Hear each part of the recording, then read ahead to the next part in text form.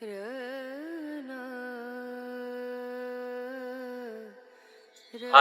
I'm Ranveer Singh, and I want to know the truth about ambition.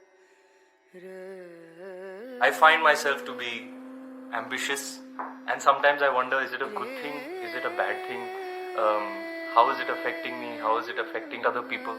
Well, Ranveer is saying he is very ambitious, but fortunately, he still kept his playfulness in his ambition, because generally ambitious people become…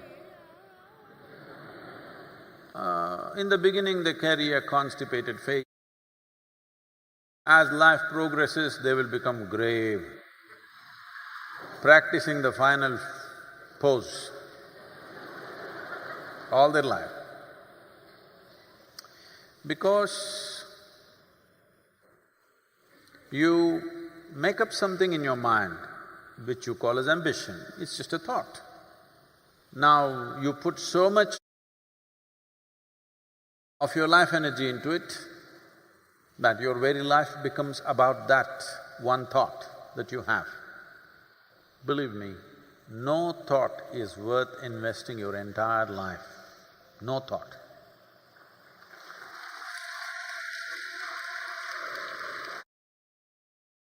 Essentially,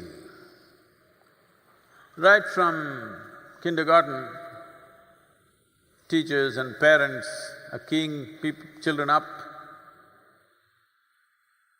You must be number one, the lowest number in the number system.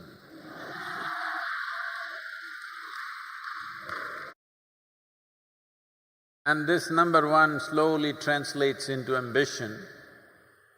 It may take on various forms, but essentially, number one will remain in the scheme of ambition.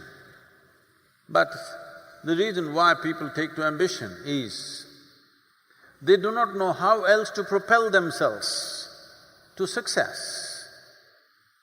How to propel myself to success without fixing a goal? This is the fundamental question. Is ambition right or wrong? It's neither right nor wrong, it's just very limited. Because what ambition can you have? Whatever you know right now, maybe multiplied by 10 is your ambition. If you're very brave, you will multiply by 100. If you're a little foolhardy, you will multiply it by 1,000,000. But it is just an expansion of what you already know. You cannot have an ambition about something that you do not know at all. If absolutely new possibilities need to happen in one's life, above all, if human genius has to unfold, it's very important that we do not create an ambitious world, but we create a very joyful and involved world. If you are very joyful and absolutely involved in whatever you're doing, depending upon the capacities that are there within us, we will go as far as we can go. Your entire business is to constantly upgrade this machine so that it will be at a higher level of function in every moment of activity, whatever you're doing. So, for Ranveer and everybody, for me, you're not ambitious enough. If you don't fix this on full speed all the time, let's see where it goes. Who knows where it'll go? Maybe it'll go in places that you've never imagined possible. If only what you imagined happened, what a poor life it would be. So, do not limit yourself with ambition, because a human being is a limitless possibility. Life is about exploring that possibility. You know Charles Darwin? You heard of Charles Darwin? An Englishman, that's why I'm asking.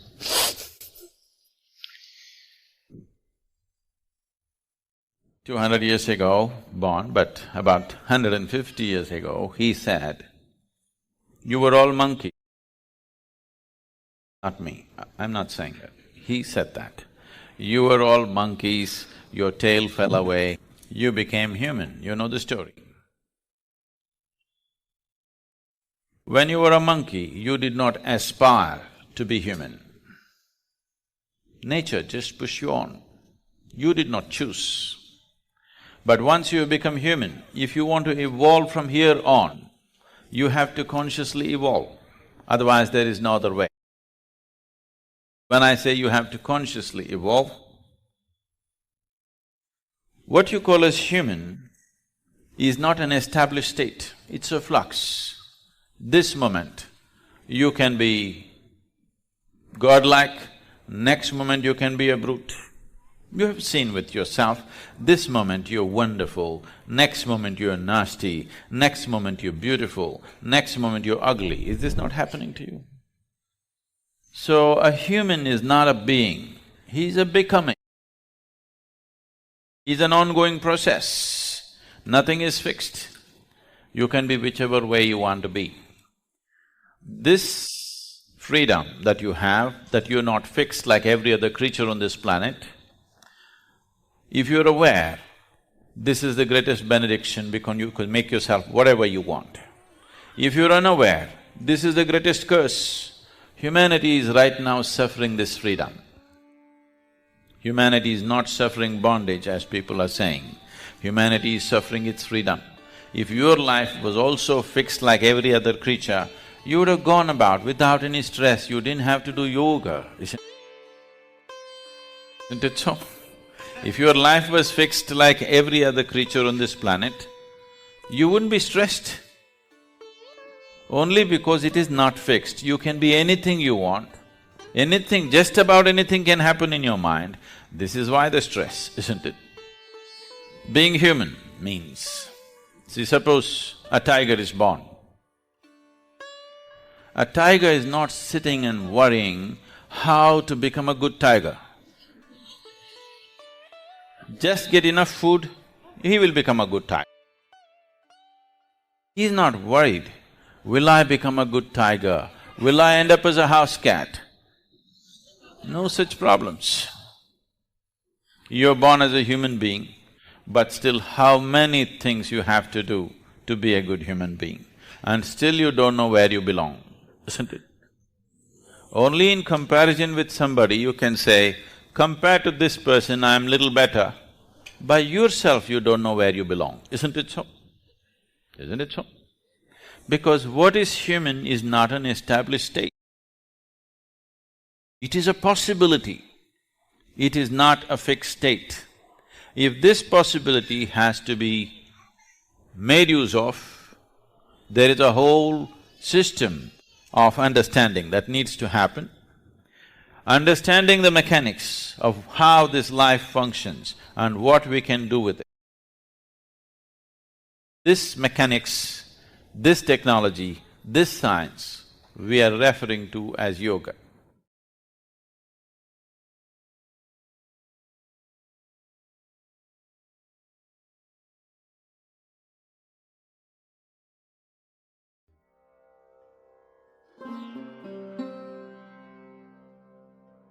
Temples must be in the hands of people who care for the temples, for people for whom this is above their life. Let me just narrate one story. For example,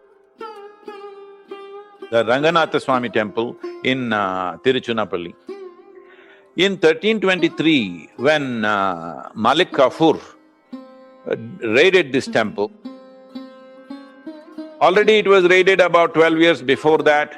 So they were warned about this. When Malik Kafur came, they took away all the jewels and whatever they had to protect the devotees took it away so that the invaders don't take it. So the Malik Kafur and his army camped inside the temple. They cooked beef and they had their festivals inside and all kinds of things happened there. And then they slaughtered 12,000 people. 12,000 people. I want you to understand this. 12,000 people were slaughtered inside the temple. but the main deity to save it, the priest took it and ran away to Madurai. When he was leaving, because they would catch him, a certain woman, her name is Velai, she danced for this commander to keep him distracted, and she seduced him, kept him busy for 1 or 2 hours so that the priest can escape. Then she told him she knows where the gold and other valuables are, and she took him up the tower and she pushed him off from there and he died. And then she also jumped and gave up her life. This is how temples have been preserved. And now our own governments, elected by us, running them down, this is simply not okay. 75 years of independence we are talking about. If really the word independence has to mean something to us, to the majority community, 87% of the population in Tamil Nadu, if the word independence has to mean something to us, you have to first liberate these temples from government administration and governance. They don't have to administer and govern these temples. Laws are there. If something wrong happens, for everything there is a law. The existing laws can manage those aspects. It once happened, a rabbit was romping around, springtime, mad as a March hare. But then he heard a frog making desperate calls, as if there was a pandemic. So the rabbit went about investigating, where is he calling from? Then he found a hole in which the frog was sitting, and then the rabbit asked, "What are you doing in this hole? Why are you screaming?" The frog said, "I fell into this hole, I'm not able to get out." The rabbit said, "Just hold on, I will go get a ladder for you." So went out to procure a ladder. So after some time, he got the ladder and came back. But he found the frog was already sitting outside the hole. Then the rabbit asked, "How did you get out?" "Well, after you left, a snake came into the hole, so I got out." So, now the snake has entered the hole, everybody needs to jump to their fullest capability. Every one of you, wherever you are, whatever you're doing in your life, you must come to your fullest capability. This is the time. If we know how to make use of this time, we can come back with renewed strength and energy. So, this anxiety and concern, let's keep it aside. This time that we have, this 2 to 3 weeks' time that we have on our hands, everybody should commit themselves physically, mentally, emotionally, and in terms of whatever work we're doing, the competence that we have. If we just aim at improving ourselves, upgrading ourselves by 10%, 10% improvement in every human being will set the nation at a different pitch and possibility. Every human being can write down, what is my physical fitness? You don't need a medical evaluation. You can say, where am I? What is my idea of 10% improvement? What is my mental capability? 10% improvement. My emotional stability, 10% improvement. My competence in my work, 10% improvement. If everybody, according to their own standards, if they strive for this, we will have a different nation going. There are situations outside, there are impediments, challenges, but your own mind, your own emotion, your own attitude should not become an impediment and a challenge. If you are not a challenge to yourself,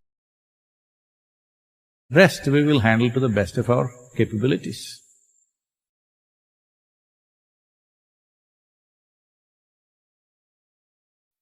In a world full of cuts, short videos, and distractions, you chose to stay and listen until the end.